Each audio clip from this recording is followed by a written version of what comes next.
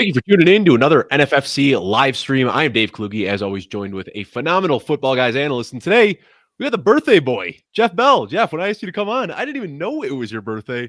What an amazing gift for me to spend tonight with you and for you to get to do an NFFC draft. How exciting.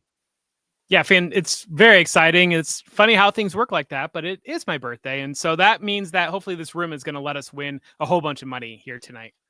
Well, Jahmyr Gibbs already off the board. CeeDee Lamb already off the board. Pretty chalky, what you'd expect to see early on. Jamar Chase, Bijan Robinson, Jahmyr Gibbs, CeeDee Lamb. Jeff, we were just doing our Football Guys bowl draft with our staffers. So you and I normally, I like to hop on about 15 minutes early with a guest, talk through some strategy and whatnot. You and I did not have that luxury today. That being said, you and I talk a lot of ball just about every single day. I think I kind of know who we're looking at with this 11th overall pick. Let me just throw it out there because he's a guy who's been going higher in some drafts, lower in others. If Christian McCaffrey's there at 11, that's the obvious pick for us, right? Is this how we're supposed to do this, or are we supposed to talk about guys that we want to draft? So, I mean, that's kind of the benefit, right? That's why we want people to sign up for these live stream events, because then they get to watch the live stream and they get a little bit of an edge. But yeah, we can talk through it a little bit. I mean, Joey and I, we did this. I mean, early on, I don't really care too much. I'm willing to just take value as it comes. Once we get a little bit deeper into the draft and we start formalizing our strategy and know specific players we're looking for, then we can keep it a little bit closer to the chest. But, you and I have both done a lot of drafts already this year. Who are some guys that you do typically see yourself walking away with at the 1-2 turn? At the 1-2 turn, I mean, if he's there, probably Malik Neighbors. I'm willing to take Ashton Genty there. Christian McCaffrey, of course. Christian McCaffrey is my 107, I think, when we're going through drafts. So I'm sure that he will be off the board before we are able to pick. Well, there goes Malik Neighbors. Yeah, well, okay, that's probably a good pick. Yeah, I did my projections, kind of went through, did a deep scrub, and there goes Christian McCaffrey too, of my projections, and I had Malik Neighbors very, very high in my projections because it's really hard not to when you do projections. What did he have? A 33% target share last year, set the all-time rookie record, and now has a better quarterback room. I don't know why anybody would possibly overthink what's happening with Malik Neighbors this year. Yeah, and I think that there is. I don't know. There's a wrong pick. Ooh, Achan. That's a guy that I really like at the 1-2 turn. Was shocked to see him go that early. Okay, we are now on the clock, Dave. We are on the clock. Puka Nacua is obviously the big question here. When you there's been some concern with Puka Nacua, of course, because of the Matthew Stafford injury. But is that who you want to take here, Jeff? I think that's who I would take here, and pretty confident on, even if Stafford, I don't know that he's going to be out or not, but they're comfortable with Jimmy Garoppolo still running the offense. We just got done with our training camp reports, and the Rams are my team. Puka Nacua is having an amazing training camp. Not that anybody should be surprised at that. Right. And on top of that, it's not like he runs these deep, complex patterns downfield. I mean, it's a very dink and dunk type of role that Puka Nacua is in. And I think because of that, Jimmy Garoppolo, we saw this in San Francisco. He was able to get Deebo Samuel to a very good season. He was able to get the ball to George Kittle. He might not be a great quarterback, but even just last year, he was still getting the ball to Devontae Adams. And that is a much more complex route tree. But here we are, Nico Collins off the board. That is the next player that I would have wanted. There's some guys that I really like here. This is, it gets really tough to make a decision. We're going to wait for this player to make his pick, and then we can talk through. We got a few guys in the queue right now. I'd be happy with all of them. Drake London goes off the board. That's somebody I really would have wanted. Brian Thomas Jr. here, man. He is really tough to pass on. This is a guy that I've been warming up to quite a bit. So would definitely like to get him if possible. But I see you have Derrick Henry in here. Birthday boy, I'll let you make the choice. Derrick Henry or Brian Thomas? For me here, just I know that it's 1 PPR, and I know that if it were half PPR, the choice might be a little bit easier. I just like the idea of a hero running back here at the very minimum. I think that grabbing Henry here and kind of having some flexibility on the way that you're building your roster. We touch Puka Nacua, we grab Derrick Henry, and so you're kind of being able to build whatever direction based upon the value that lands that way. Whereas if you're to go receiver here, I mean, I think I don't disagree with you in value on some of the receivers that are sitting here, but at the same time, I do think that you start to push your build in one direction, whereas a running back wide receiver combo at the 1-2 leaves a lot of different directions you can go.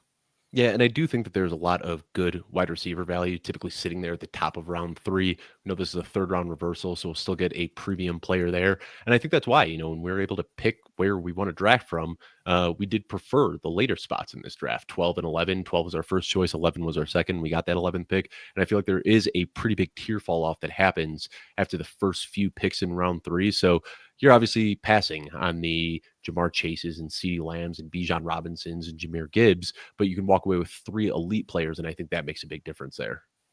I think so too. And I think that, I mean, Nico Collins was in our queue, and it was disappointing to see him go at the 112, but I think that was the correct pick at the 112. So Yeah. good pick on that end. But you kind of, you open it up one direction or the other on, I mean, I'm on Russ St. Brown. You can't really disagree with him falling into the early second round, or Brian Thomas there as well. So, Jeff, we just did this football guys draft, and I don't want to talk about it too much, but was kind of shocked to see Puka Nacua, who we just took at 111, fell to 205 in that draft, and we talked about it a little bit. I'm not really panicking too much. You know, would like to see Matthew Stafford out there. I will say Derrick Henry is a player that I haven't been drafting a ton of, but he's a guy that I have been wrong about fading for the last 3 years now. So now, you know, the fun thing about doing these drafts with other people is it kind of forces me to get some players that I haven't drafted a ton of. Derrick Henry is a guy that I've been passing on quite a bit. I probably would have wanted Nico Collins, Drake London, or Brian Thomas or Lad McConkey with that pick instead. But I think Henry, you know, if he's able to replicate what he did last year, we know Lamar Jackson, for whatever reason, doesn't run the ball all that much near the red zone. And that's why looking at Derrick Henry in this offense, you're looking at a potential 25, 28 touchdown upside. Yeah, and we did see right before we got on the clock, see Christian McCaffrey, see Devin Achane, see Ashton Genty all go off the board. And so, you know, the teams behind us did something similar to what we did. They just went the other direction of grabbing that running back first and then grabbing wide receiver back around. I mean, I think that I definitely, if you wanted to argue for Drake London, I would definitely hear that argument, but he was off the board before we went back up. But again, that Nico Collins, disappointing that we couldn't do the Puka Nico combo there, because I do like that quite a bit. Similar schemes that those two players are running in with the arrival of the new offense coordinator in Houston. I do often forget about that they have a new correct me if I'm wrong. I think it's been a new offensive coordinator each of CJ Stroud's 3 years in the league, right? This is the third offense now that he's had in year 3. No, there was, because after that first year, the Slowick got fired immediately. Slowick. No, he was there. I'm pretty certain, wasn't? I thought after his rookie year. I think Slowick was there last year. Was he not? I think last year was when a lot of the shine kind of came off of him. Because that's year right. before he was supposed to be the next big you're thing. Right. You're right. And he did such a great job with a rookie CJ Stroud. Yep, that's right. Yeah, for some reason. I hear your trepidation on Derrick Henry, and I think it's, you know, part of me wonders, are we chasing the great year that we got last year? And a lot of that, he was third round value in a lot of drafts last year. And so that is very fair to have a little bit of concern on that. But at the same time, I don't know, I feel comfortable having, just especially when you're at that 111, 112 area, to kind of touch both positions, to be able to open it up for whatever direction you go in your draft. Well, this is one of the things that I like most, Jeff. We are 3 picks out, and we've got 3 players in our queue, so don't have to do a whole lot of thinking here. We'll just kind of take the best player available. Jonathan Taylor is who I really wanted there, and that is a good pick. It's crazy to me how far he has fallen. I know dealing with a little ankle thing right now, but it feels like he's been dealing with an ankle thing since he came into the league, so not overly worried about that. There's a player still on the board that I'm shocked I have not seen fallen this far yet, and I know that you are salivating at the thought of taking him right here. We'll see if he goes off the board with. Yeah, I mean, anytime you can get Josh Allen, that's what you think. But, I mean, Chad Schroeder is a very, very sharp player, and so him being able to start off the draft with Jamar Chase and Jonathan Taylor, that's a nice move there. It's got to feel good about that one, yeah. And we got about 20 seconds left on the clock here until we are up. Jeff, I've got 3 players in the queue. I'm going to switch their orders around a little bit. There he goes, Brock Bowers. That is not a guy that I've been drafting a lot of, but my goodness, if he made it to us at the top of round 3, it would have been almost impossible not to take him. So I've got, so we're between Jackson Smith-Njigba and T. Higgins are the 2 guys that I would want to choose here, unless there's somebody else that you are just like dying to take with this pick. But I think those are the 2 that really stand out to me as kind of being in a tier of their own. That, or if we were to go with Trey McBride, might be the only other one. But I think that for me personally, I would just probably rather prefer to have a piece of that Bengals offense for potential shootouts when the structure of this, we're trying to go for a higher score. I hear you liking Jackson Smith and Jigba. And it's kind of funny because when we did our football guys draft just a little bit ago, I had the 302 and you had the 303, and I took T. Higgins and you took Jackson Smith and Jigba. So we're both kind of moving our different directions there. But I think to be able to start off your draft with Puka Nacua, with T. Higgins, with Derrick Henry, you have access to what should be high-end offenses and really just kind of player schemes that I trust to be able to get the ball to those players' hands in position to score a lot of fantasy points. Yeah, as much as I like to think that I am objective when it comes to my analysis and that, I do things the right way, I do get emotional at times. And T. Higgins is a guy that I've just pounded the table for year after year after year. And those games where he's injured, not playing 100% or coming in as a decoy or missing really important weeks late in the season, it has bled into the emotional part of my analysis, and I wish I could say that it didn't. So, I prefer JSN to T. Higgins pretty easily here, but I'm going to defer to you as the guest on this show. I've got JSN as my wide receiver 10 in rankings this year. I've got him ahead of some pretty big names. He's a guy that I've been drafting aggressively, but again, the nice thing about doing these shows is it does kind of force me to diversify a little bit and get some different players on my teams that I wouldn't typically have exposure to. So T. Higgins, I think he's a fine pick where he's going typically a little bit later in round 3. But like you said, the Bengals offense is so good. And we know that, when he's out there, he isn't doing that much different than Jamar Chase. You're basically getting like 85% of Chase's production from T. Higgins at a much, much cheaper cost. Yeah, and I've got Jackson Smith and Jigba. I've got T. Higgins comfortably ahead of Jackson Smith and Jigba in my projections. Thank you, Clayton, for the birthday wishes. But yeah, I've got T. Higgins as my wide receiver 9, Jackson Smith and Jigba as my wide receiver 14. So then we've got somebody in, let me see here. We've got Robert Goldman apologizing in the draft. Let me take a look here and see. Oh, he is team 8, so he's the one that took Christian McCaffrey. So yeah, okay. That's what he's apologizing for. We got Jay Whimmers, who was in here last week, picking up the 101, joining us in the chat. Thanks again for joining, Jay. And then Joe Bryan, also wishing you a happy birthday, Jeff. Yep. And then somebody flexing in here. It's a good day to be flexing. I just hit a deadlift PR about an hour before we hopped on this stream, so I'm feeling it today, Jeff. All right, so we got a while till our next pick. I will say, I stream a lot of these drafts, and drafting at the turn, the downside is that there's a lot of waiting. It's fun when you're sitting in the middle of the board because you're constantly talking about your next pick or reflective on the pick that you just made. I mean, sometimes we're just going to be sitting here for 12 to 15 minutes waiting for that pick to come up. So how's your day been? I saw you got a round of golf in.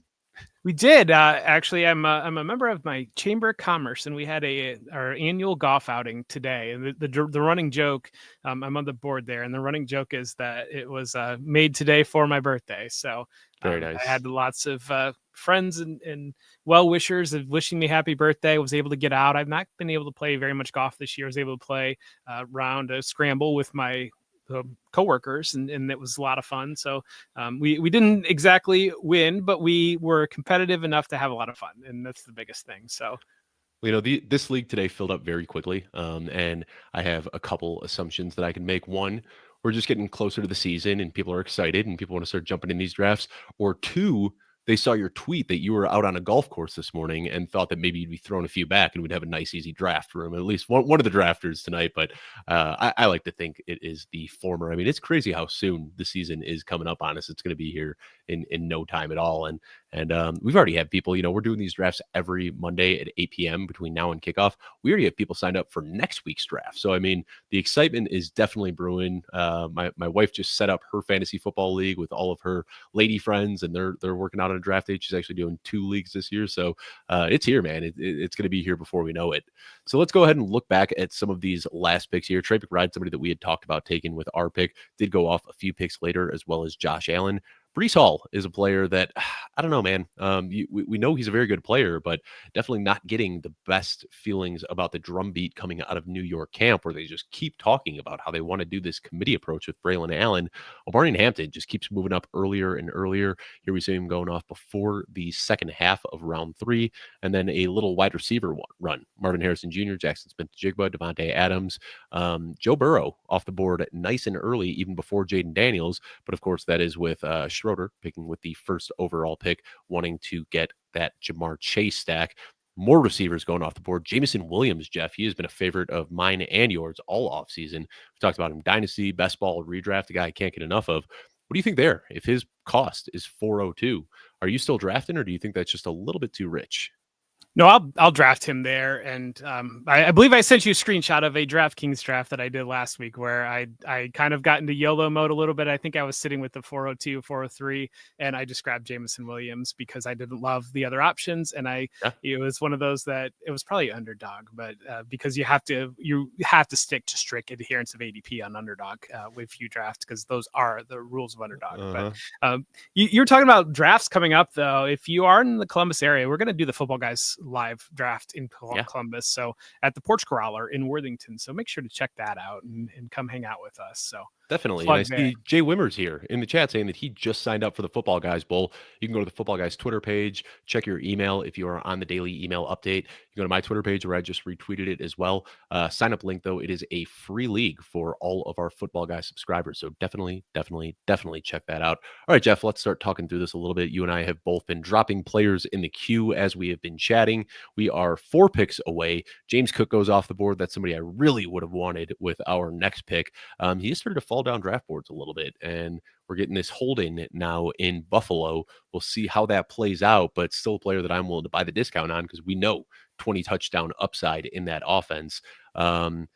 There's another running back that has just been basically an auto pick for me at this point in the draft. You put him in the queue before I even had a chance to. He would basically be an auto pick. There's 2 players right now sitting atop the queue. I'd be really happy if we walk away with those 2 guys with our next 2 picks. So we got 1 pick up until us, and I have a feeling this guy's buried a little bit in ADP, and he does not go off the board. So, Jeff, the easy pick for us right here is Alvin Kamara, right? Yeah, absolutely. Take Alvin Kamara here.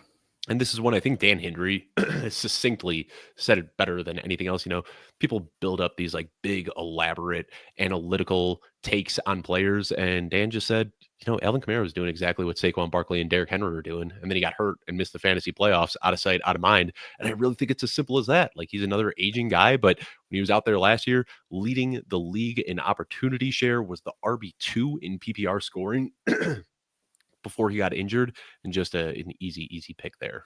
Yeah, and we are to August now, and it does seem that running back values tend to heat up a little bit once we get into August, and especially in the best ball streets. And I've talked to you before about kind of diversification, and how I'm a big believer that it kind of happens naturally, because I know when I do earlier in the season drafts, I'll draft pretty heavy running back teams early. And then now this time of year, it seems like wide receiver value started to shift back around. I'm really anxious to get on the clock here because I really have something that I would like to say, but I'm going to, before we do that, the James Cook holding, though, I do think that that's legitimate. I think that Cook showed up to camp with the expectation, kind of saying to the Bills, hey, I understand if you're not ready to give me this money right now, just give me an opportunity to be able to earn this contract. Right. And the Bills basically just kept their 3-back rotation and said, this is the direction we're going to build our offense. And so I think that has created a little bit of a stampede hindrance there when it comes to Cook still going in there. Yeah, smash that button on George Kittle here. And I really love that because I think the most mispriced player in all of fantasy football right now.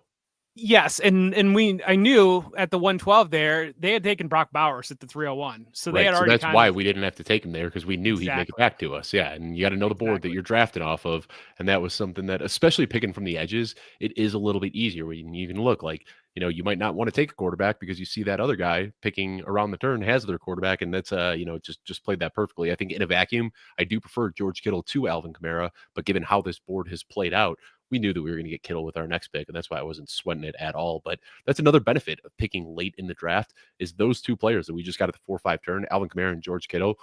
Those are just auto picks for me. I mean, just such good value, and it's rare that this late in the offseason. I mean, we're already almost into the first week of August here, and typically you start to see those edges get flattened throughout the offseason. But George Kittle and Alvin Kamara just continue to feel like one of the best deals you can get. Yeah, and I mean, I can't blame the person at the 112, because that was insane value on Brock Bowers. I mean, we would have smashed that button had he been on there for 302 for us. I have not seen him fall into the 3rd round in any draft that I've done. And early in the offseason, it seemed like he was kind of at that 1-2 turn, and he's started to trickle down just a little bit. But it's really tough to go to with a double tight end build at that, even if you do see the value on Kittle there and want to go that direction. Yeah. And, it is weird. I've done a few of these now. I think this is the fourth that I've done. And you'll typically see tight end value fall in these drafts a lot more than you do in some of the underdog and drafters and some of the softer rooms out there. A couple of weeks ago, Joey Wright and I, or last week actually, we were doing a draft. We got Trey McBride late in round 3. I've got 2 Trey McBride teams, and both of them, I was able to get Trey McBride in the second half of round 3. Like we said, Bowers falling in this one, and then getting Kittle all the way in round 5. I think so many people, there are different high stakes platforms out there. Some are tight end premiums, some are not. And this one being non tight end premium, I feel like people overcorrect a little bit with their projections, and it ends up pushing some of those elite tight ends way down the board. Yeah, and I understand that, we're trying to post the highest score. And so you definitely want to get high value running backs in that type of structure, and then make sure that you're hammering the values of the wide receivers that are still on the board. And if you want to lean in the direction of having stacks with your quarterbacks, I mean, that might play into it as well. But it does seem to me like quarterback value has fallen a little bit on this board, and it's probably something that you see often in these drafts. Yeah. So now we are in a position where, I feel good. We've got ourselves an elite tight end. We got 2 good running backs. We got 2 good wide receivers. Oftentimes, I mean, just last week, I love the way that the team turned out with Joey Wright, but we started off our draft going running back, tight end. So we had kind of painted ourselves into a corner. We're in those middle rounds. We had no choice but to just take the best available wide receiver with our next 5 picks, basically. Here, we don't have any need. If a quarterback falls to us, running back, wide receiver, tight end, we are sitting in a nice position right now where we're not forced into any strategy. We're just continuing to play the board and take value as it comes to us. Yeah, and I think that really is part of that key on. I think we would have absolutely taken Nico Collins, and we probably would have had a very real conversation about Drake London. They were off the board. And so you kind of step into potentially a tier down, maybe at wide receiver. I mean, Brian Thomas Jr., definitely the way that we saw him explode last year as a rookie, you can make a very credible case that he should be included in that tier. But that's where you kind of being able to lean into value early and then develop your tiers, know you're operating within tiers, and set yourself up for other parts of the draft to be able to attack in different directions. And that's something that you and I talk about a lot. We just released, we recorded it last week. I'm not sure when the episode is coming out, but we did an episode on our Dynasty feed, and we were talking through Dynasty game theory, but there is a lot of overlap between Dynasty and high stakes and redraft and best ball. And one of the things we talked about was value-based drafting, and how kind of the crux of value-based drafting comes down to just letting the value fall into your lap. That if you go into a draft with a preconceived notion saying, I want a 0 wide receiver team, or I want a 0 running back team, I'm sorry, but you have already lost at that point. Like, you can't go into a draft saying this is how I want to draft. You let the board fall to you, and from there, it will kind of dictate your draft strategy in the early rounds. We're at a point right now where the value has fallen, and we've naturally gotten diversification in our positions as well. So we are still in that value-based drafting mode. We're not in a position where we need to force anything. We're just going to continue letting the value fall into our laps. And that really is where it opens up, and being able to build a complementary team, not being married to one direction or the other. And shout out Joe Bryan if he is in there. He is the godfather of value-based drafting. We still actually have some of our magazines left, Jeff. I thought those were at less than 1,000 copies left, but they are going to be shipping out within the next couple of days here. And Joe wrote a really good refresher on value-based drafting. Love the title he came up with, One Draft Strategy to Rule Them All. And it does kind of talk about how wide receiver, or 0 wide receiver, 0 running back, late round quarterback, all of these strategies that have become so popular over the last few years are all derivative of value-based drafting. And I think that it is still very much so in play, and something that we are implementing in this one right here. Let's go ahead and catch up, because this was, my goodness, we are looking at what is this, a 10 receiver run? Cortland Sutton, Tedero McMillan, Zay Flowers, George Pickens, Calvin Ridley, Roma Dunze, Jerry Jeudy, Chris Godwin, and Emeka Egbuka all off the board before Team 3 went and broke that run with RJ Harvey. Jeff, this screen is unbelievably yellow. There are a lot of receivers going early in this one. When you see that, where a lot of people are taking receivers, what's the immediate thought that comes to mind? I mean, we're just waiting to see what value falls and see what is available on the board. We're on the end. And so when you do open yourself up, and this turnaround, we could have locked in that 3rd wide receiver position, but we went Kamara, we went Kittle. And so you make that active choice to move in the direction there. And so I think that bleeding the value out in one PPR is a viable strategy on building that wide receiver room if you want to go that direction. I think some of it too is we've seen, you kind of look at some of the running backs and like a James Conner, there's been some talk about him but splitting more with Trey Benson, whereas maybe 2 weeks ago, the expectation was that's kind of his job. I mean, Joe Mixon takes himself off the board or is taken off the board essentially. I think that there's been some hits to the value of some running backs that have created the more value at wide receiver sometimes. So this is shocking to see. I thought Travis Hunter would get a little bit go a little bit earlier. People, as much as they say they want to stick to their priors, people are very reactive. And I'm sure you saw it come out today that Travis Hunter was listed as the wide receiver 1 on the depth chart and was listed as a third team cornerback. Jeff, maybe you didn't see that. I know you were a little bit unplugged earlier today, but any live reactions to that? It's not shocking. I think that there's been a lot of talk about the more valuable to the wide receiver, more valuable to the franchise, but more valuable to the offense come in at wide receiver. And it really comes down to, if you feel comfortable about having 2 starting outside corners, then you move in this direction with the wide receiver. I think that they like Diami Brown's had a strong camp. I think they like Parker Washington. I think that those guys will play too. And so that open up some of that flexibility, but we know the value of wide receiver. We see it on the market, the value of wide receiver relative to the value of corner. And so if you're concerned at taking Travis Hunter 2nd overall, how he's going to have the most value to your franchise, that's where you're going to use him.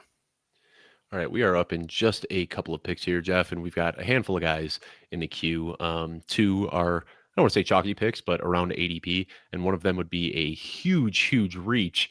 Will you allow me to take that reach, Jeff? Well, there's one of the guys that I really wanted off the board, but this guy's sitting at the top of the queue right now, Isaiah Pacheco. This is the pick for us, right? And this is the guy that I just picked in our football guys draft as well. I was a little bit cooler on Isaiah Pacheco earlier in the offseason, but it just sounds like he is going to fall right back into that workhorse role that he's been the last couple of years, and might not have, the eye-popping pass catching that we want to see in fantasy football. But at the end of the day, he's going to get 250 touches on one of the best offenses in football. And that just seems like another guy that is just pressed way too down. He is, and I talked just a little bit about natural diversification because I was hammering him early in underdog drafts. He was in like round 9, and I got a lot of Isaiah Pacheco in round 9, and still moving up into round 7, all the way through round 7, and we just took him in round 6. I still think he's a value in round 6. I think coming into it, the expectation, there was excitement, understandable excitement about Brashard Smith and the wide receiver background and Jerick McKinnon comps and those types of things. But I shared with you some quotes out of Chiefs camp last night where they were kind of saying that Brashard Smith is basically saying things are moving too fast for him right now. And the expectation of a player that has played wide receiver or running back for just 1 year after playing wide receiver coming in and being the go-to third down back in an Andy Reid offense with Patrick Mahomes, understanding those protections, all of that. I think that that's really a difficult spot to be in. Take Stefan Diggs here, Dave, so we can do that and have our wide receiver. Thank you. No, and I will say, no humoring at all. I think it's a good value pick here. Yeah. And this is something that I got to shout out. I mean, Adam Hutchinson, I have shouted him out so much on streams and shows this year, but he has just been so on the ball. And I feel like one of the biggest advantages I've gotten was listening to Adam. When Christian McCaffrey was going in round 3, he was saying, draft all the Christian McCaffrey you can. And Stefan Diggs at one point was a 12th rounder, and he was saying, I think Diggs is going to be ready for week 1. Similarly, he was saying, I'm a little bit concerned about Chris Godwin. We just got reports today that Godwin could miss a chunk of the beginning of the season. So this is one where I think Stefan Diggs, like if we've gotten as close to he's going to be a full go for week 1 as you can get without them outright coming out and saying it. And still, I think, I've got him as my wide receiver 24, which means that I would expect him to be going in round 4 or so. But the fact that he is just consistently fallen into round 5, I think he's going to start to creep up. But it does seem like now his ADP on this site is at 93rd. So we maybe could have risked him falling a little bit below ADP to us with our next pick. But the way that I've seen him going in recent drafts, people are just reaching for him to get him early. And it's one that I'd just rather reach and get him on my team than painfully see him go before our next pick. Yeah, I've got him at wide receiver 23 as well. And we're looking at filling that wide receiver 3 starting spot every week on our roster. We see so much yellow on this board. And one thing a lot of yellow tells me on this board is that we'll see a lot of other colors starting to be on this board. The other thing that it tells me is there's not a lot of yellow I want to draft anymore. And we've got a couple other teams that were after us that only had 2 wide receivers on their roster. So, they're probably thinking that direction as well. And, if somebody is willing to take 5 receivers out of their first picks, they're willing to take a 6th receiver too, probably because they see that value. They know in a full PPR setting that you bleed it out. And that's really, that's one of the core tenets about building a zero wide receiver build is to just continue to bleed the position out. So it's, because I think that one of the things that I see people that fall into a trap that try to go that direction is they pivot too early, worried about starting spots. And you really need to lean into it sometimes and just bleed it out, because if you do pivot too early, you're taking some questionable risk at your potential probably running back position on trying to fill that out. And I other think part last year of was a it, perfect example where you saw people taking like Devont Smith, the wide receiver 2 on a low volume offense, ahead of Saquon Barkley. Like there were just weird things happening where people just swung too hard towards wide receivers last year. And then what happens is what makes zero wide receiver a viable draft strategy then doesn't make sense anymore, because you're not playing the value in the positions. You're just taking wide receivers for the sake of taking wide receivers. but it's not only that, it's that if you peel off too early because you're concerned, you're putting in like the high end backup running back is still a backup running back, and you're allowing some of those people that built a different direction to continue to have that value and be able to get passable players at the wide receiver. I know a couple years back you wrote an article about zero wide receiver build, like basically the inverse there of hammering early running backs and then taking, ideally often comes down to good high volume offenses, the wide receiver 2 within that offense that sometimes ends up outscoring the wide receiver 1, or they are very good players in their own regard. You're just getting a bit of a discount on them. And I saw there was just recently a Reddit post that I thought was kind of funny. It said, given the way wide receivers are getting steamed up in drafts, is this a time that maybe we should pivot to running back starts again? And, we talk about it all the time. Like the NFL is very cyclical with its draft strategy. We're starting to see that in fantasy football now, where the game has been around long enough. I mean, you remember, Jeff, it wasn't all that long ago. 10, 12 years ago, you'd be drafted in a fantasy league and 20 of the first 24 picks would be running backs. And that's when it kind of opened up value for wide receivers. And now the pendulum has swung so hard in the opposite direction that now you can kind of go back to that draft strategy from 12 years ago, get your running backs early, feel good about that, and then find the late round wide receiver value. It's funny the way that pendulum just constantly swings back and forth. Well, and it's really interesting because if you've played fantasy football long enough, it was about 2015, 2016 was when Sean Siegel wrote about zero RB, and it swept the industry. Everybody was going zero RB that direction that during that window.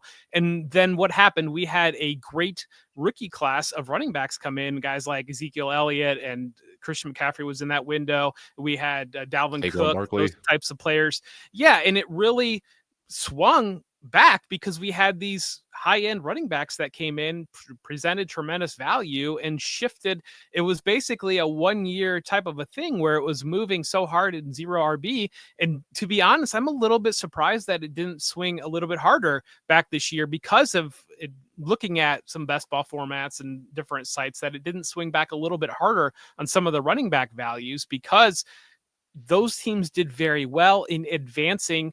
But I do think that you run into a problem when you're looking at a zero RB build, structurally built to be a zero RB build, and you get into a shootout type of a format, and you've got passable options at the running back position where you can get Tajay Spears gives you a top 5 running back week during the playoffs. Those teams are tremendously difficult to beat in that type of setting. So over the year, you can have healthy running backs and be able to win and get out of that pod. But then when you're sitting there and you get somebody that can get that replacement value from those running back positions to be able to go in there and also have the high end receivers, those teams get very difficult to beat in that structure.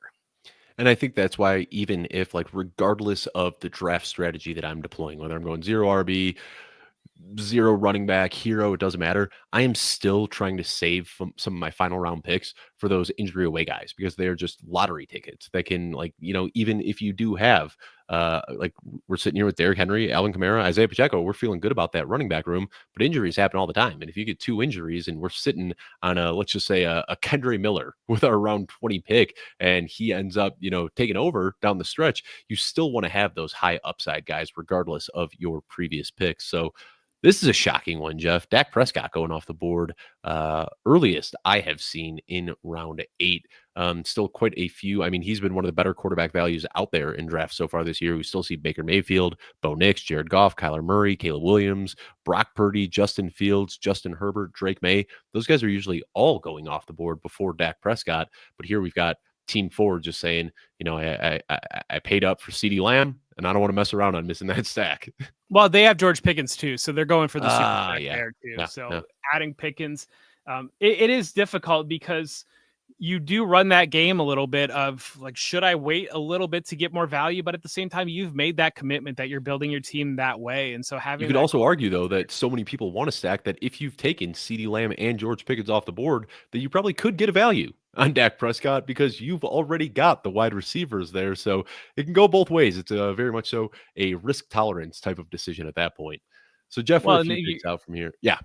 You're going to open up ideas for my yet to debut best ball show called Bussing Stacks, where we just go in and bust stacks and watch the outcomes and that somebody's throwing their phone across the room when that stack gets busted. Yeah, you're going to make a lot of friends playing that one, Jeff. So there's really, oh man, we quickly get into the as our friend Chris Harris likes to say, wide receiver 3 in the infinite sadness, where those good wide receivers that you can project for volume quickly dry up, and then you're looking at a bunch of guys that have big question marks surrounding them. So I see you dropping some guys in here, and a lot of these guys have Q's next to their name, but that's kind of just where we are at this point. We are there. That's just, yeah, you gotta play the board that you're given, is where it comes down to in a lot of that, and it makes it difficult. Just because, again, you gotta play what you're dealing with. Yep. So we still, it seems like the wide receivers have started to cool off a little bit. In this round, we have only seen 2 wide receivers go off the board now. A big change from the previous rounds. Josh Downs and Jordan Addison. Jordan Addison was quite a faller. He's a guy, Jeff, that I've struggled to draft just because of the pending DUI suspension and the quarterback uncertainty there. Mixed reviews coming out of camp from Minnesota about JJ McCarthy, hearing some really good days and some really bad days, but I think that's kind of what you'd expect from any first-year quarterback. Definitely not panicking about that. We are just 2 picks away here, Jeff, and I already alluded to it, but all 3 guys atop our queue right now are dealing with some sort of ailment right now, which is the only thing that gives me pause, because these are all guys that I would have happily drafted without second thought, maybe even in the final round, or in our last round. But now with the looming injuries, Khalil Shakir is the guy that is just a no-brainer pick for me. Yeah, I think Khalil Shakir is the direction to go. Yeah. I mean, there's a high ankle sprain, but again, Adam Hutchinson said he isn't that concerned. He talks about how high ankle sprains are much more detrimental to running backs than they are to wide receivers. So Khalil Shakir, you like to talk about this all the time, this kind of phenomenon in fantasy football where like a sleeper breaks out and then everyone goes, all right, well, now that he broke out, I don't want him anymore. And that kind of seems like Khalil Shakir is getting that treatment this offseason, right? I mean, and I think that part of it too is thinking that there is an implied ceiling on the potential production for Khalil Shakir. He was dealing with an injury last year. There were a couple games where he had 6 catches, 60 yards in the first half, and then he didn't touch the ball again in the second half because the Bills had a 3-touchdown lead and they just didn't need to do it. I think that when it comes down to it, the final play of the season, yes, it was a target for Dalton Kincaid. It was a schemed up play for Khalil Shakir that was blown up in the backfield by the Chiefs. And so I think that when it comes down to it, he is the guy that the trust is there with Josh Allen. And again, you're getting accessibility into a Buffalo offense that I think has pretty high upside. Yeah, and I remember last offseason, my big selling point on Khalil Shakir was if you look at the yards after catch per reception, he was second best in the league last year. What happens if we give this guy some more opportunities? And then last year, Jamar Chase was the only receiver that had more overall yards after the catch than Khalil Shakir. So he's one of those guys who can work in the short and intermediate parts of the field, deep downfield. There's a lot that he can do.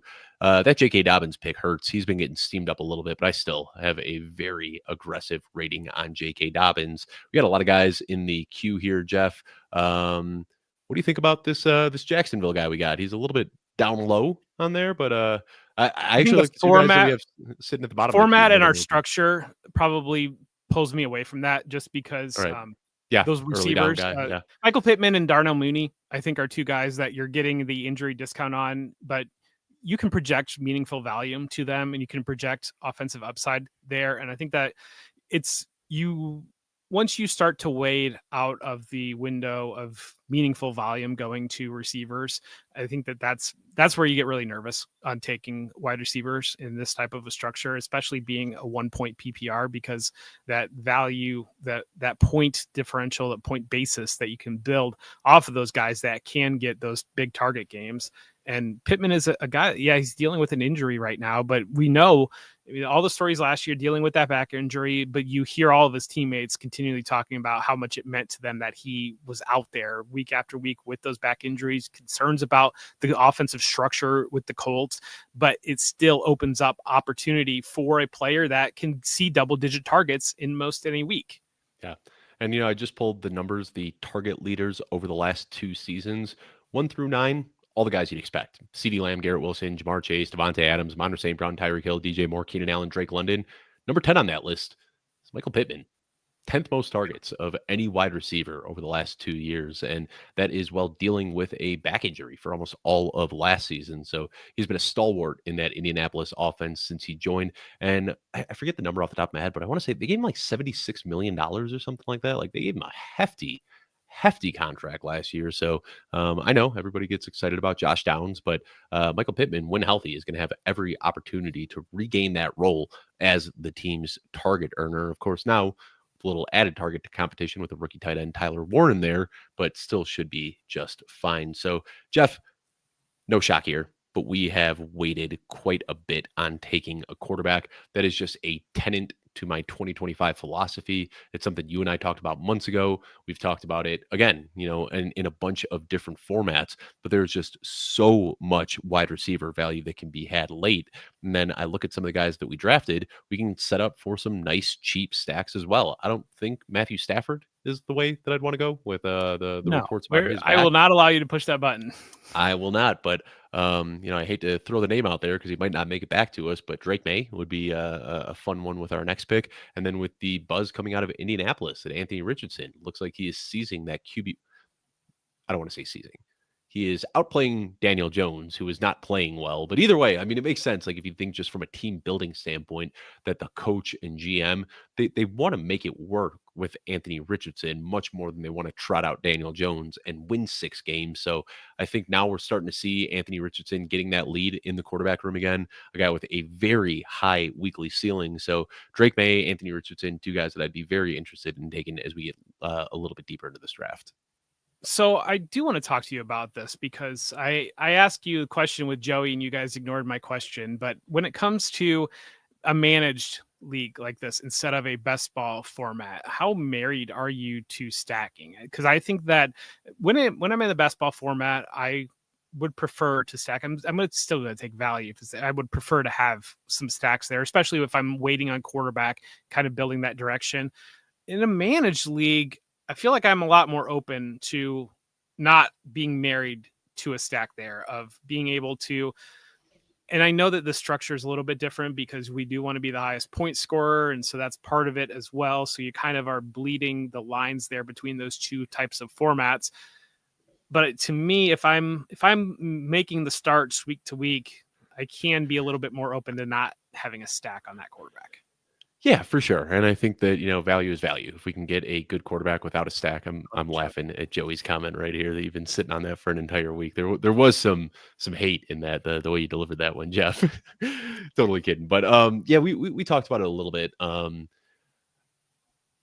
I still like to stack in these formats. I mean, I like to stack in my home leagues too, just because it sets you up for a higher range of outcomes. And of course, it also sets you up for a lower range of outcomes. But as our Clayton Gray likes to say, nobody cares about coming in 6th place. You're playing to win this league. And even if you just come 1st or 2nd place in this league, you're still winning money, even without getting into the playoff structure in the final week. So I still think it behooves you to stack. It's not something that I think you have to force aggressively the way that some drafters might on different platforms, but you're still just setting yourself up for a higher end on the range of outcomes. And I never think that's a bad thing to do. I hear you. And that being said, I mean, the two guys that I mentioned, the quarterbacks that I like, just so happen to be like, even without stacks, are just quarterbacks that I like in general. You know, Drake May, whether we had Stefan Diggs or not, he's a quarterback that I would be happy to take either way. So I agree. Still, though, I mean, this is a game of quarterback chicken right now. Since our pick, we've seen a couple of the guys you'd expect. Baker Mayfield, Bo Nix, and Jared Goff going off the board. Jared Goff is QB2 for Team 9, which is a little bit interesting to see. Luther Burden, Trey Harris, both off the board, guys that I would have been pretty interested in. What I'm starting to notice, Jeff, is it seemed like early in the offseason, Jaden Higgins and Trey Harris were always just following each other like with back-to-back picks almost. You know, these are guys that both went in round 2 to good teams with good wide receiver ones. Now we're starting to see this big gap, usually 1, 2, sometimes even 3 rounds between Jaden Higgins and Trey Harris. Do you think that is just entirely a symptom of the Keandre Lambert-Smith hype?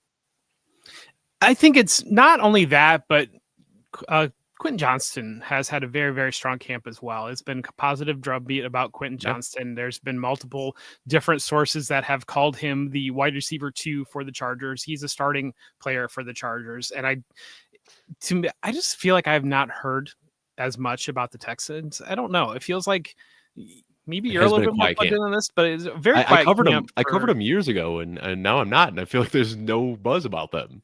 Yeah, and it is interesting. I was talking to you about this yesterday on The Athletic is one of my go-to places to get news on that, and it's like 20 teams or so have dedicated beat writers, and it's like Narnia when you click on a team that doesn't have a dedicated beat writer, because it's like you're expecting to see a day by day, beat by beat training camp report, and you get like just the NFL top 100 list, and you get like this other thing that a player on their team happened to be tagged in, and it's just like, oh, we don't have this here. But I mean, I've not heard positive buzz or negative buzz about Jaden Higgins, about Noel. I have not heard it about Christian Kirk, about any of these guys.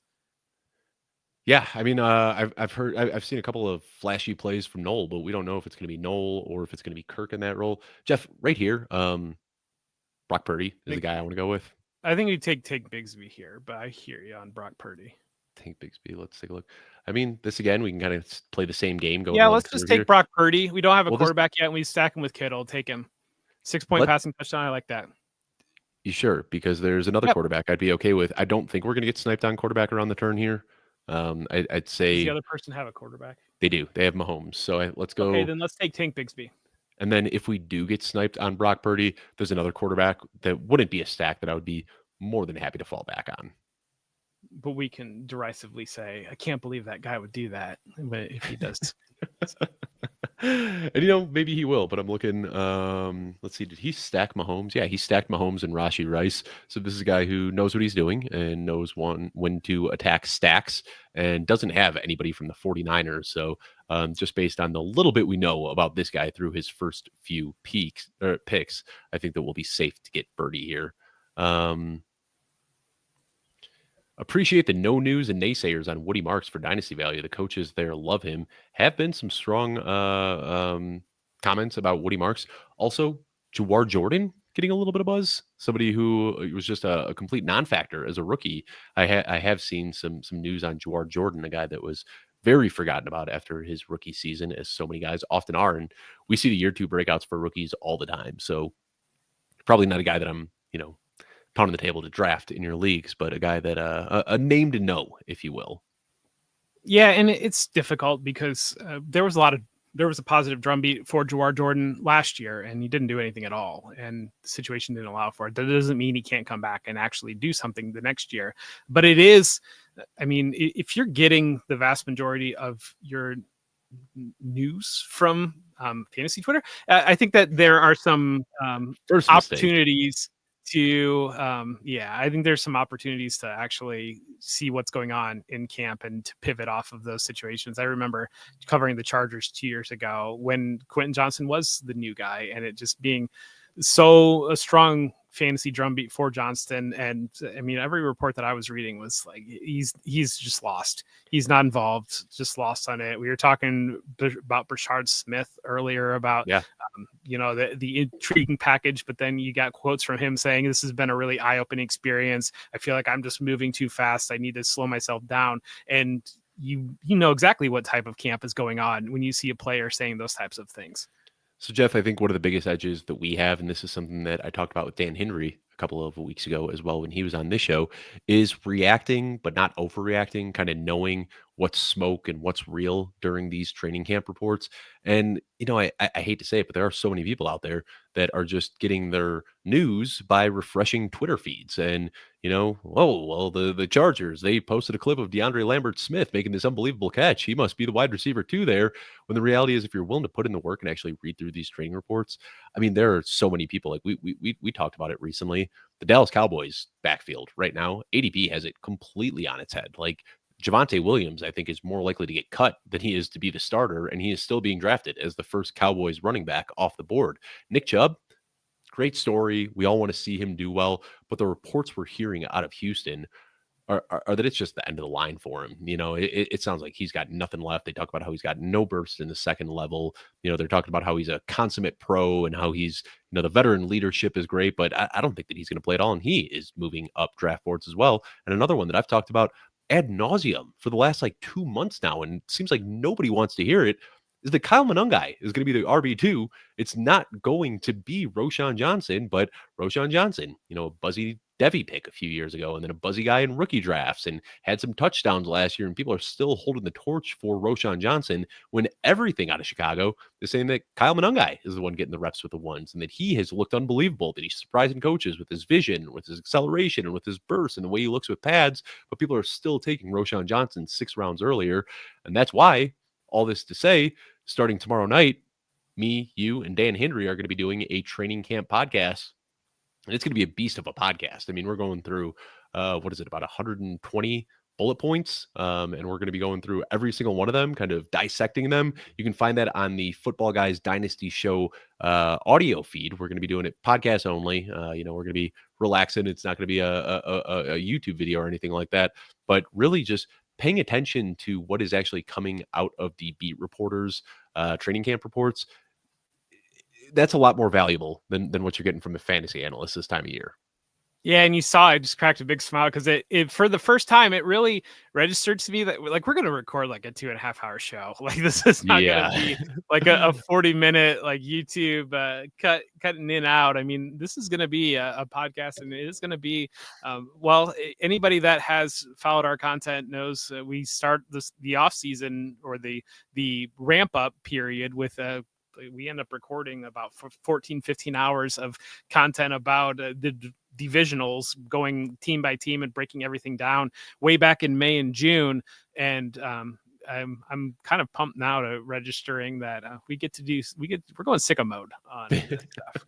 And if you go back and listen to those divisional previews that we did, remember, was it May or June? I can't remember exactly when we did them, but there are so many players that we were talking about then. Stefan Diggs, Darnell Mooney, J.K. Dobbins, Ricky Pearsall, guys that we were saying these guys are egregiously mispriced right now, and they have moved up and moved up and moved up. So we run the Dynasty show, but we talk a lot more than just Dynasty on that feed. So definitely implore anybody to check that out if they are interested in getting some early edges there.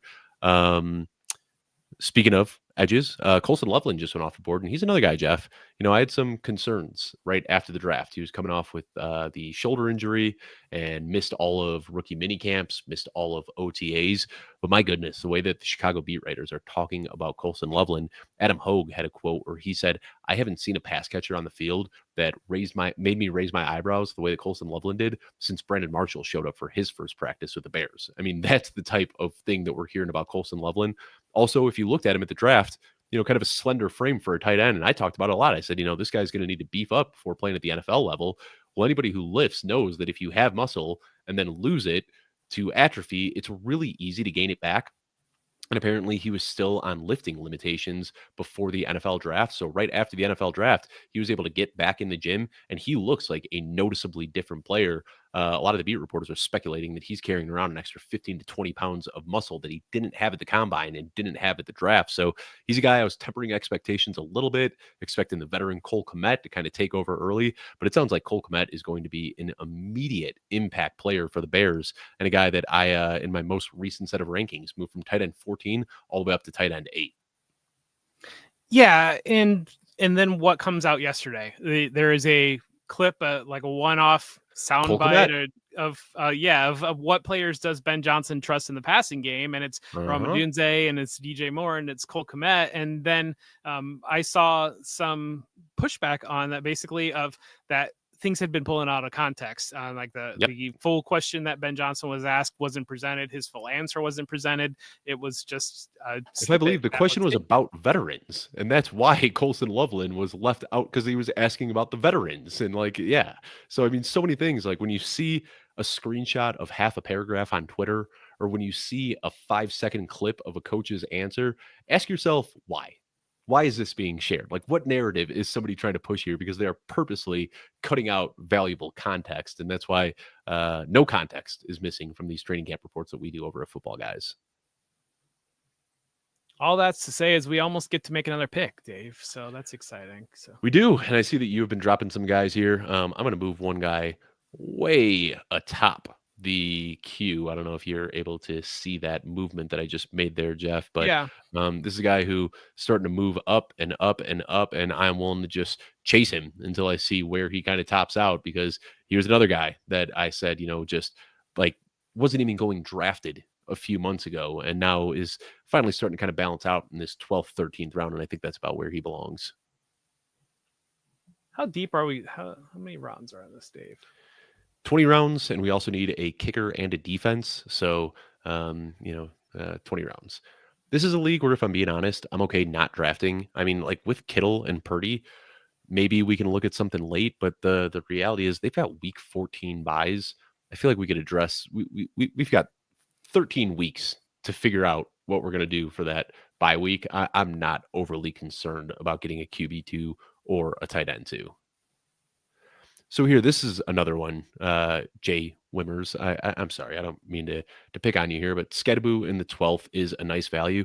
I think this is another one that the fantasy people are really pushing up. I was reading a ton of Giants beat reports recently. Skadaboo hasn't been able to get off the second team. Like, he is not practicing with the first team offense at all. It sounds like right now it is Tracy is the guy. Devin Singletary is spelling him, and sounds like Skadaboo is really struggling. But you see the one-handed catch come out on the first day of training camp, and people get really excited about those clips. But I think Skadaboo is a guy that still has a while to climb. I saw you wince at that. Was that a Kyle Pitts snipe that you got upset about? It was. Yeah, it was. And I think that's I'm still buying into the Kyle Pitts. I'm fine with the guy that you got at the top of the queue, taking that. And I think that opens some things up for kind of some insulation. We can go another route if you want, Jeff. I probably would like to take a quarterback here, to be honest with you. Yeah. Or there's one tight end. There's probably one tight end I would like to take. Let's go with that. I would like to take one tight end that's on the board right now. All right. And the one that you've got starred, Dalton Kincaid? Yes. All right. Talk me through that one a little bit, because I get a little bit scared about that knee. I hear you. And I think that, to my understanding, is he really dedicated himself this offseason to make sure that he grew from the disappointments of last year. And when you're looking at it, and we know, one, we have a little bit of insulation on having Khalil Shakir on our roster as well. And so you're kind of building in two different directions there. If one of those two were to emerge as the primary slot option for Josh Allen, I think the other part of it is, looking at the value that's probably sitting at the tight end position, we're seeing a little bit of it's not a run because it's not all in a line, but Tucker Kraft was on the board, Dallas Goedert, Kyle Pitts, and then we took, and that's, I definitely want to get those guys. Yeah. You kind of bleed things out a little bit there. I think that and looking at the way that we're building our team right now, what we're adding value on the back end. And so, maybe we don't even need Dalton Kincaid because we have George Kittle. I will say, I think it's so hard for me to switch from best ball brain to manage the league brain. Where like in a Yeah. best ball build, I definitely want to take a tight end too early because it raises the floor, raises the ceiling of that tight end spot. I do feel like here when you're, passing over potential starting wide receivers, potential starting running backs for a tight end too, that probably isn't going to hit. I mean, insulation, of course, if Kittle gets hurt, but I feel like, that's probably going to spend most of the time sitting on our bench. Jeff, can we go with my guy here? Not Yes, crazy about absolutely. it.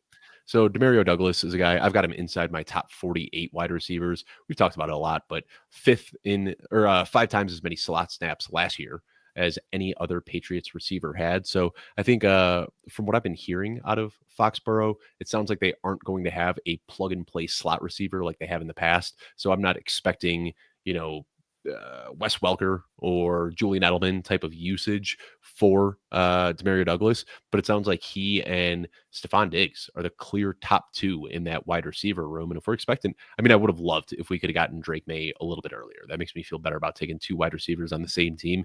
But I feel like we have hedged a little bit where let's say Stefan Diggs isn't ready for week 1, or let's say he re-injures himself, or let's just say that his routes on air look much better than they look when he puts pads on and has to play a game. We've at least got a little bit of insulation here. I am very confident that between Stefan Diggs and Demario Douglas, one of those guys will emerge as the wide receiver 1. I agree with you there, and I like that pick. I'm on board for grabbing Douglas there. I mean, Douglas was a wide receiver 4 in full PPR last year, and that was a mess of an offense for half the season. There were some up and down games with Demario Douglas. He does have the benefit of did really establish himself as Drake May's go-to receiver in that rookie year last year. We know the value of a slot receiver in Josh McDaniels' offense.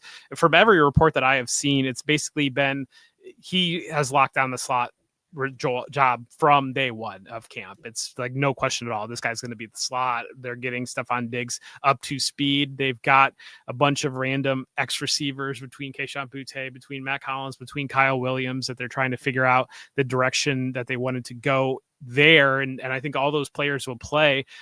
I've seen mixed reports about Jalen Polk on like really if he's like pushing for a roster spot or what, but I think the one consistent report, and we saw again grabbing a snippet, we saw Drake May talk about. Sorry, we talked about there's that note from Drake May basically saying like you can't cover Demario Douglas in a phone booth basically. And so I think that's study persistent drumbeat. I do think he's probably looking at 2 to 3 rounds of value on still taking him in the 12th round, because I think that really when probably by the end of the month, if that drumbeat continues, he's going to be edging into that 10th round type of a range. Yeah, I think that's kind of where he belongs. And that's what I said. His value is going up, but I'm willing to chase that value up because I feel like it hasn't leveled off to where it should yet. So see the first defense go off the board, Jeff. I am always content to just kind of, I hate to just be a company man and keep talking about our tools here, but man, football guys, we've really got it down. And I know I do, Adam Harstad writes the Rent a Kicker every single week, and I basically treat that as my gospel and I don't do kicker analysis, so I trust Adam, and he has led me in the right direction. And then Sigmund Bloom does his Rent a Defense article, and sometimes, it's a plug and play team. Every once in a while, you'll stumble across a team that you pick up off waivers, and you can just ride for the rest of the year. So we're starting to see kickers and defenses go off the board here in round 13. To me, that just opens up value for other positions that I care about a little bit more. I'm nervous about Dalton Kincaid, to be honest, but I think that I don't know. I think the upside is there. It's not the worst pick, Jeff. I mean, we do have Khalil Shakir as well. I mean, we've got 2 Khalil Shakir. I mean, if you're gonna do it, this is the way to do it. Like George Kittle and Purdy, we got the stack there.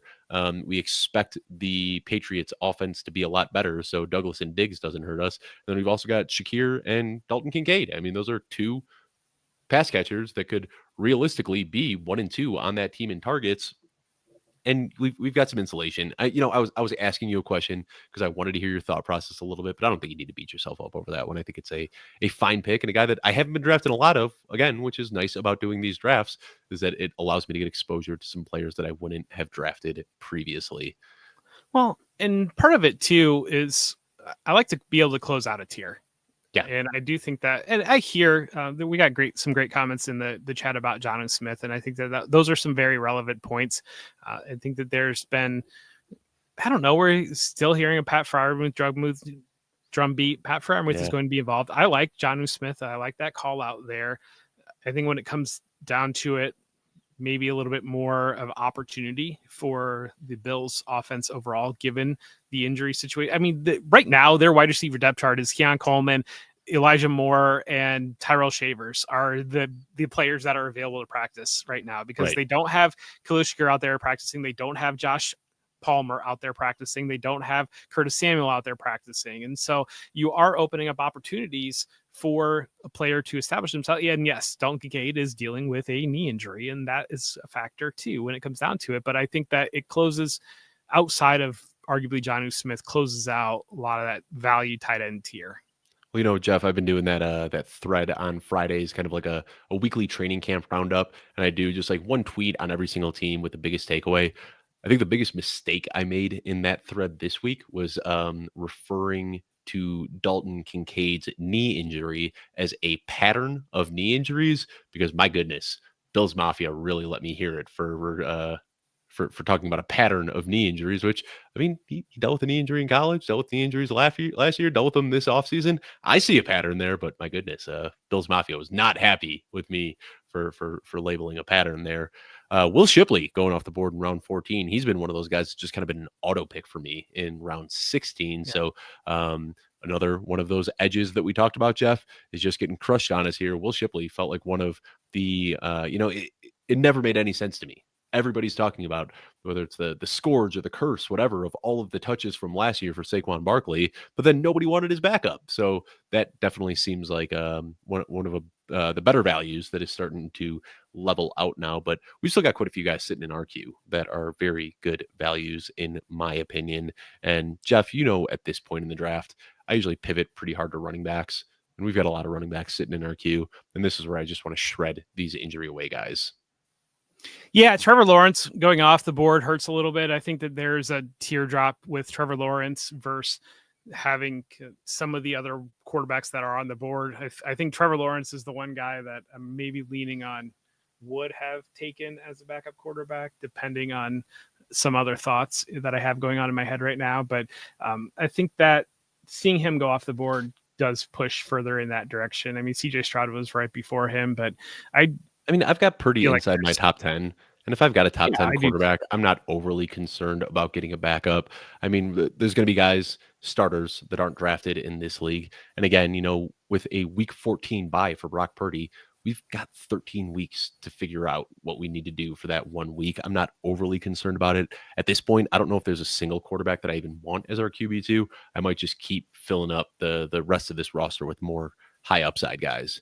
There's Jordan James coming off the board early, dealing with an injury himself, but so is Isaac Guerendo. So we see Guerendo falling quite a bit, Jordan James rising quite a bit. We're looking at just over a 1-round gap between those two. I mean, crazy to see how quickly this moves. The guy sitting atop our queue, this is the easy one. Yeah, I mean, this is a conversation 2 rounds ago, but Tyler Algier here. I mean, you're talking about one of the cleanest backup situations, and I do the even a bye week filling. Yeah, well, the Falcons are a team that I cover too, and there's been a lot of talk about they want to make sure that he's involved. They want to make sure that he is part of the offense. They really, really value him, and I think that it's difficult to get him involved because you do have Bijan Robinson, and they are dealing with a difficult situation because he's going to be a free agent. So he's going to be gone. He's not going to, unless something bad happens, he's not going to resign to be Bijan Robinson's backup, because he is, I think, good enough player that somebody will. We see Javonte Williams get a chance to go out and start, and there's really, when Algier comes in behind Robinson, there's not a big of a fall off as you would expect to see. Yeah, I'm going to, because we are up again in 1 pick, Jeff. I moved somebody way up to the top of my queue. Is it crazy to take this guy right now? I mean, if we are going to take a QB2, this is the one that I want. And I don't think he's going to get back to us. I think we can get any of those, like 2 of these guys are assuredly making it back to us with the next picks. I do feel like the upside here is so worth it. You look at all the other remaining quarterbacks, there's nobody that I'm crazy about. Anthony Richardson probably isn't making it back. We already drafted Michael Pittman, so we do get a nice, clean stack there. Bye weeks match up with Brock Purdy. Keenan Allen was a guy that I was hoping would make it back to us, but not in this room. But Anthony Richardson, I think if we are going to get a QB2, I don't want to waste a roster spot on an Aaron Rodgers or somebody like that. And Jeff, when we did this last year, we picked from a similar spot where we were picking at the end of the first round. And if you remember, we did a quarterback tight end stack, Lamar Jackson and Mark Andrews. And we did something very similar a couple rounds earlier. But in round 12, we walked away with Jaden Daniels, who ended up being a top 3 quarterback. So not saying that's going to happen with Anthony Richardson, but this draft is starting to feel a little bit similar to the one that we did last year. Boy, this round 15 has been a direct assault on our queue. I'm wiping out here. Dante Thornton buzz, man. That I put in there. Dante Thornton is a player, and some of it's too just the unknown, betting on some of these unknown receivers. I mean, Thornton's a player that from day one of Raiders camp, they're basically like, yeah, he's a starter here. And you're seeing, again, I like guys that are big, strong, fast when it comes to playing football. And Dante Thornton is all of those things. And just the talk that you're seeing about him in camp, about how it just really shows up, and he is a no doubt starter there. And then Jalen Royals as well is another player that has drawn just tremendous buzz in Chiefs camp. And that's another, talking about the Bills situation of who they have available. The Chiefs are dealing with something very similar where they know they're not starting the season with Rashee Rice. They've got Xavier Worthy has missed some time. Hollywood Brown has missed some time, and Jalen Royals has been a constant throughout there of him being a starter. I was reading about the Chiefs camp yesterday, and they were mentioning Jason Brownlee making plays. There's been Tyquan Thornton talk, but it's been Jalen Royals as a player that is persistent with the starters. We've got Tom asking us in the chat, how did we do in this league last year? Just terribly beat. I mean, like, we drafted a good team. We had the most points scored in our 12-team division, but we had a couple of really rough losses. We ended up finishing 3rd in overall record. So we did move on to the playoffs, but our team was anchored by Joe Mixon and Alvin Kamara. So while we still had some strengths with Lamar Jackson and Jaden Daniels, you could only start one of those guys. Mark Andrews came on strong at the end of the year, but kind of disappeared in the fantasy playoffs. So ended up walking out after week 14 with the most points in our division, but did not make much of a splash in the playoffs because Mixon and Kamara being out. I can't even remember, Jeff. I'm trying to remember who we were starting at that running back spot on a weekly basis. I thought it was we like had Blake Corum or something. Like, it was terrible. Our running back too. We had a really, really strong team with having Lamar Jackson, having Jane Daniels, having multiple options at tight end, because we did have Taysom Hill there, and we could never quite get Taysom Hill right. Yeah. And we had a lot of talent at wide receiver. It was the running back 2 spot that really did us in last year. We didn't have we had built a little bit. We did have Tyler Algier. I remember we were starting Tyler Algier for basically the whole second half of the season. We had a little bit of a hero build, and we just didn't get that running back to be able to plug in. And that's the risk you take. And a lot of times when you do that hero build, you end up with Chase Brown as your RB2. And sometimes you end up with Tyler Algier and a healthy Bijan Robinson. That's the way the cookie crumbles, as they say. But this one, we've got 3 good running backs here, which, definitely feel good about that. I mean, this is, we can look at it top to bottom. I don't see many weaknesses here. This is a good team. We got a good running back room, a good wide receiver room. We've got, in my opinion, George Kittle's my tight end 1. I know that's going to be crazy to so many people. I don't even like saying this take because then I feel like I have to get defensive and justify it. But I've got him ahead of Brock Bowers and Trey McBride. To be able to get him where we did, I think is a huge value. A nice mix of, really steady wide receiver 1s and then some really high upside wide receiver 2s. I'm liking the way this one has turned out. Is there an IR spot in this league?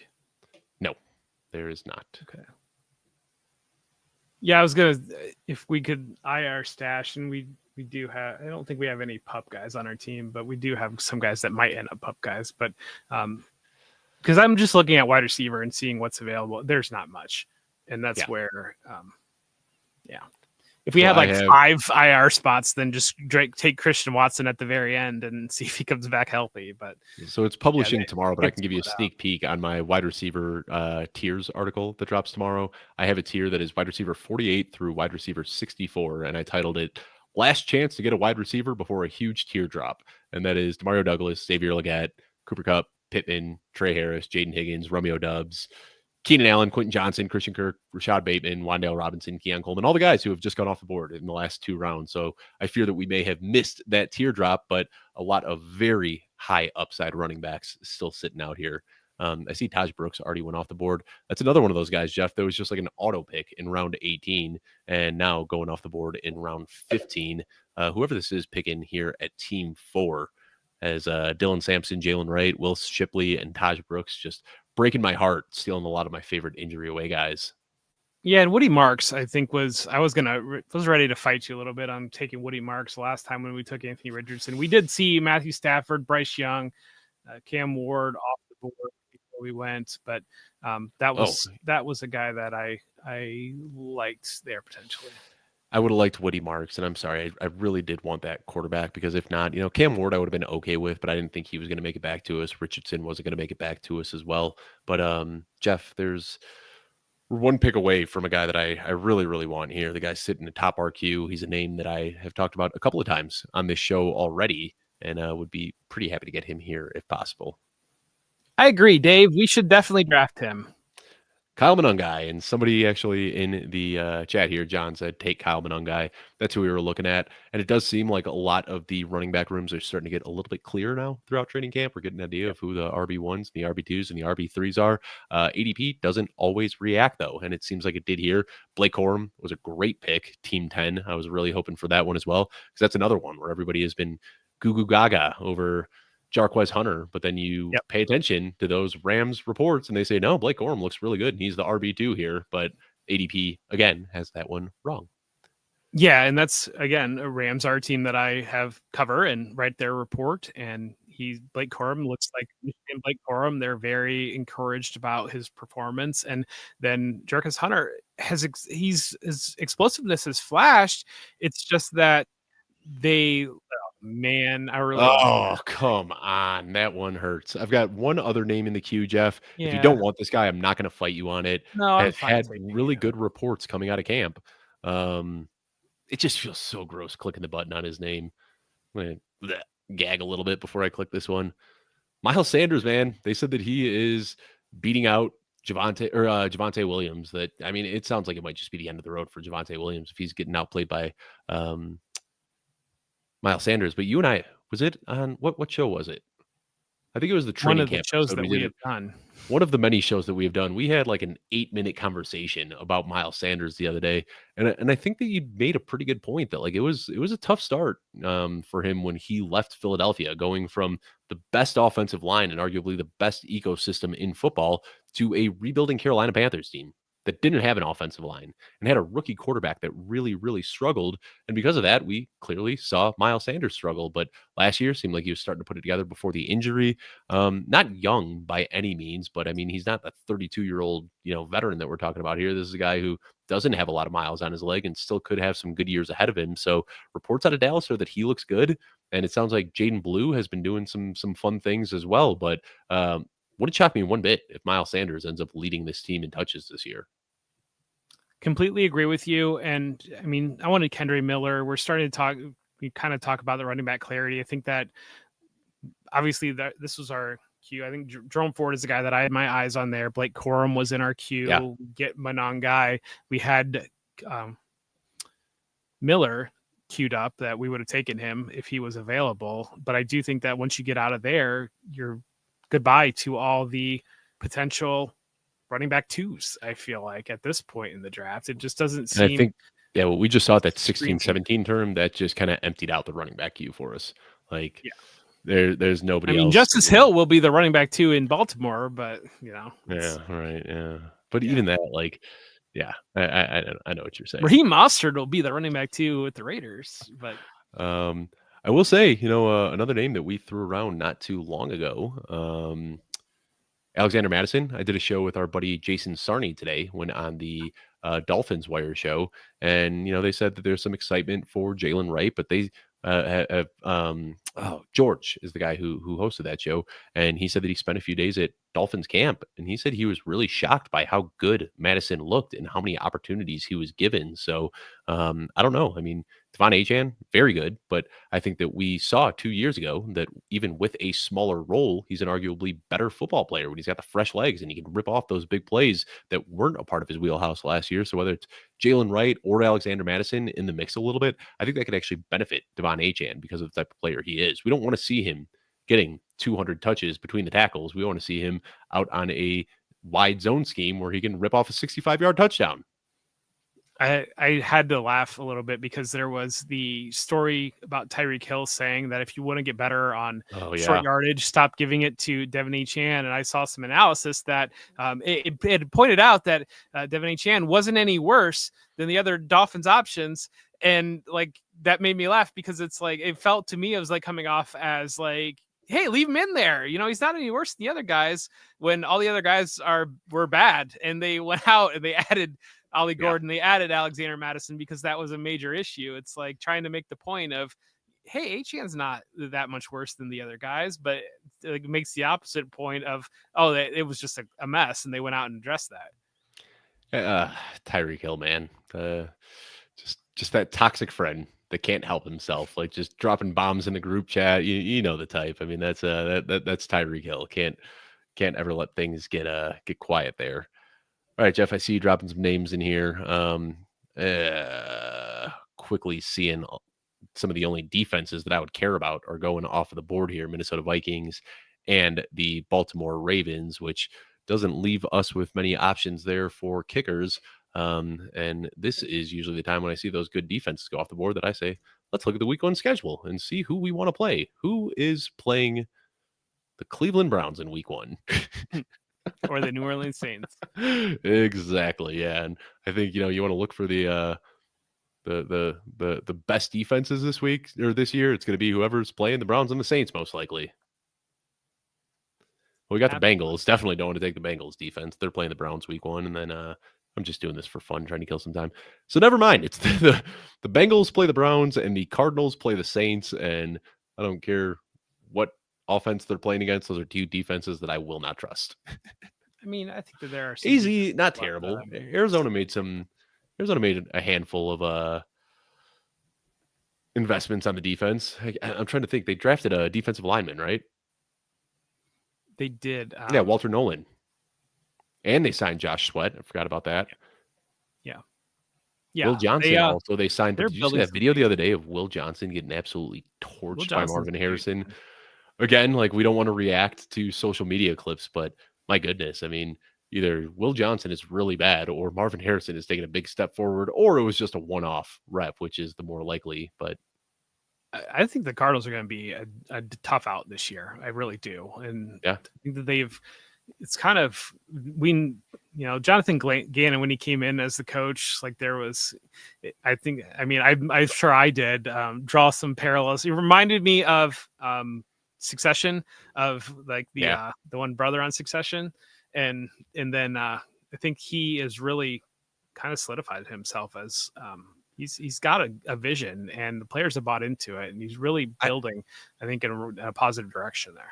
I have this theory that the cringier a coach is when he starts his career, the better it's going to be long term. Like, I just think back to Dan Campbell and his like introductory press conference, biting off kneecaps, and then we had Nick Sirianni. Remember how much he got just like dragged through the mud for his press conference where he looked like a deer in headlights? And then we got Jonathan Gannon with the shoom, shoom, shoom, shoom, like all these guys. And then Liam Cohen with the cringy Duval at his opening press conference. It's probably too early to say on Liam Cohen, but I'm going to say if Liam Cohen gets it together in Jacksonville, we officially have a trend, and I'm going to be in on the nerdy, cringy coach narrative. Adam Gase is the he's the shining example of one that didn't work out. I will give you Adam Gase. He was in my mind. Adam Gase, though, did not have the self-awareness, though. I think the thing is, you got to have the self-awareness. Yes. That's where it really comes into it, on having the self-awareness of leaning into it. I think the Seahawks defense is going to be very, very good, Dave. They were very good last year, and Mike McDonald is solidifying himself a little bit. Faith in the there. Offense chewing up time, though, and keeping the defense off the field? I think that's my fear. I like the second name in this list. On players or defenses? Players. Pittsburgh wide receiver? Sure. No, let's go with the running back, actually, because this is a guy I haven't drafted once, and I know you've been paying attention to the Chargers beat. Is this worth it? I mean, it's the last handcuff probably arguably available. I don't know that there's anything there, but it's yeah. And I mean, we're talking. We probably could have waited till round 20 for him, though, is probably the thing. Like we could have taken our defense and kicker and waited for round 20 for him. But we'll get our defense with this next pick. And Torrey Horton, that's one that I wish I had remembered. Do you see 3 straight days that he has been playing with the ones as their starting X? Did. Not bad. Not bad. Seahawks defense is going to be really good. Or the Chargers defense is going to be good. I think I prefer the Chargers, but if you really, I'll let you make the choice here. I'd prefer the Chargers, but if you, I think Seahawks are going to be really good, dude. I really do. All right, let's do it. Who do they play week 1? Probably the Bengals. The Bills. Something ridiculous. The Eagles. Do they really? No, they play the Raiders week 1. Oh no, that's preseason. Yeah. Week 1, 49ers. Cool. So we just hedged against the quarterback tight end stack that we built. Look at us. But I think they're way under the radar. They were one of the best defensive units last year for fantasy football. And I think it's from everything that I've seen around the team, it's the type of thing of McDaniel's defense really it's that second year that it's kind of turns into that Baltimore defense. I think adding Nick Amanwari, I like that quite a bit. I think they've got young pass rush that can contribute there. So that's where I like it. How many kickers have been drafted so far? Let's see here. But they get the Steelers in week 2. They get the Saints in week 3. Then Cardinals, Buccaneers, then Jaguars, Texans. I mean, there's some on and off games there. All right, I got to go throw 2 more kickers in the queue, Jeff. Why don't you go ahead and pick out 2 more kickers that we can put in the queue here just to make sure that we are queued up through our final pick here. 3 have been picked. We've got more in the queue. Yeah, we need 2 more here, and then we'll just pick the last one standing. And you can sort these guys around. Again, like I said, I defer to Adam Harstead when it comes to kickers. He does a great job at prospecting those guys, much better than I ever could. And sometimes you just need to know what your strengths and weaknesses are. And my strength is not kickers, so I defer to those who put in the time, put in the effort.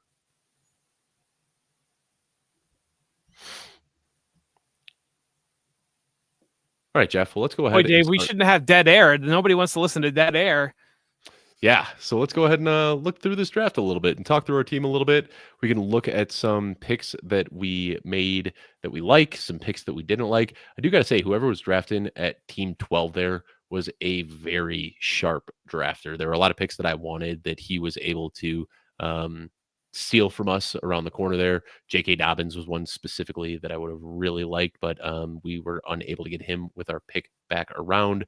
Travion Henderson was another good pick, but I was happy to get George Kittle there, so not too upset about that one. Ja'Cory Krosky-Merritt, I know that's somebody that you would have liked with that pick, but we got sniped there as well. And then Kendre Miller also. I mean, that Team 12 drafter really gave us hell tonight. Yeah, I think in really right now, what I'm seeing, we've talked about it before, but the young running backs that we're getting clarity on, Taj Brooks and Ja'Cory Krosky-Merritt, and just the separation of those being very ambiguous backfields on what direction might this go. And now we're really starting to see, I think you can tell yourself a credible story of Ja'Cory Krosky-Merritt taking over the starting running back job from the Commanders at some point this season, or a credible story of with Zach Moss's removal in that Bengals backfield of something happens to Chase Brown. Taj Brooks is the clear guy to go in there because, I mean, Samaje Perine might play some passing downs, but I think we're very clear out of the days of Samaje Perine being a feature back. So getting some clarity on the back end of those running back situations seems to be the biggest mover just in terms of value, in terms of where we're seeing guys go off the board in this draft, and probably would have grabbed some of these, a Woody Marks or Ja'Cory Krosky-Merritt or somebody like that. I don't know that I'd be curious to see the comparison between the value of those types of players versus your draft with Joey and then your draft with Dan when those drafts were done. We got 3 more coming up between now and the end of the season. Sigmund Bloom is going to be joining me for another. Alfredo Brown is going to be joining me for another. And then Dan Henry is coming back for a second time because he is just doing such a good job with the tools that he has put out that I can't speak highly enough about. Jeff, I know I saw that you just shared that article on Twitter either last night or today. But my goodness, just so good what he's doing this year in partnership with the NFFC. So he's going to join me for the last one right before kickoff. And then I'll actually be in Vegas this year for week 1. I'll be drafting a team live in Vegas. So looking forward to that. That'll be my first time doing that for the NFFC. But overall, this partnership has just been a blast, and we'll continue doing this over the next 3 Mondays, 8 p.m. Eastern. So today we did, Jeff, I don't know if you even knew this. We've been streaming this to the Football Guys Fantasy Football Show YouTube channel, but I figured us being familiar faces over on the Dynasty Show, that's where we streamed this one to today and got a decent viewership there. So hi to everybody watching this. If you want to check out the other streams going forward in future weeks, those will be on the Football Guys Fantasy Football Show stream with, like I said, Alfredo Brown, Sigmund Bloom, and Dan Henry coming up over the next few weeks. Or you can just catch them right here on Twitter if that's where you're watching as well. See quite a few Twitter comments coming through here. But overall, Jeff, I like this team a lot. I'm happy with what you did here. I think this is a 9.2 out of 10 roster. I could nitpick a few things here and there, but overall, balanced, elite tight end, what is in my calculation, a top 10 quarterback, a real high upside QB2, really, and then I think the biggest thing that I like doing in drafts this year, on top of waiting for quarterbacks, is saving those late draft picks for where we got Tyler Algier, Kyle Monangai, Miles Sanders, just the guys that could be potential league winners late in your drafts that are costing you nothing. Can we make a waiver move before the season starts? No. Okay. Well, like the day before, yes. But it's waivers open. So if we were to not draft a before, I think, isn't it like weird where you get like one shot, like basically like you got it, like the waiver. Okay, you do have to draft a kicker. Yeah, I see. Then Jay Whimmers is Jay Whimmers down here. He is a NFFC vet, and he last week Joey Wright and I were trying to get cute, and we're like, let's just skip a defense and a kicker and take a bunch of running backs. And Jay very politely said, don't you think if you could do that, everybody would be doing that? And quickly made me realize that I'm not as sharp as I think I am here. But so Wednesday and then Saturday before week 1. So you'll get waivers will open Wednesday before Thursday Night Football. And then we get the Thursday and Friday game week 1. Don't forget that we've got that Brazil game on Friday night as well. And then Saturday we'll get another run of waivers before the games kick off on Sunday. My goodness, dude, it is coming up so soon. Season's going to be here before we know it. I can't wait. The 49ers don't have a good kicker, Dave, just for the record. And we want them to score touchdowns instead. It's Moody? Awesome that all these... Not a Jake Moody fan? No, he might not make the team. But it's awesome like Jay Whimmers and John, I want to say your right name, right, but Sweza and some of these other people have been in here for this entire draft, commenting and adding value. Coming back every week too. These are regulars that have been here every week. So thanks for showing up again, guys. Appreciate that. Got Tom in here as well. Tom. I appreciate Thank you, Tom. Yeah, this is fun. I don't. We could talk about football all we want and do shows on sleepers and busts and targets and fades and all that good stuff. But I really think there is something special about being able to live draft a team and kind of talk through the process. And this is a lot of fun for me. And we've gotten some good feedback from the audience. So thanks to everybody who shows up every single week. And we'll see you again next week. But here we are. Usually we already have our kicker and defense. So we get to talk through here. We're just kind of patiently waiting for them to go off the board. Minnesota kicker atop the queue. Definitely want that. A lot of indoor games in a high scoring division. But Cincinnati Bengals, they score a lot too. Baltimore Ravens. I think Bengals kicker. Bengals kicker. We get Browns week 1. He should be busy. So Evan McPherson, right? Is he still a kicker there? Yeah, that's what I thought. Do you want to go Bengals over Vikings? Yes, I think so. What does Adam Harson say? I'd go Vikings. Seen Adam? Is Adam doing well? I feel like I haven't seen Adam too much around. I want to see more. I think we go Minnesota just because of the amount of indoor games that they play. Cincinnati Bengals, I've done it before with McPherson. He's great, but then late in the year when they're playing blustery games in Cleveland and Pittsburgh and Cincinnati, it's not quite as fun. So at least you get some insulation with the indoor games from Minnesota. I see.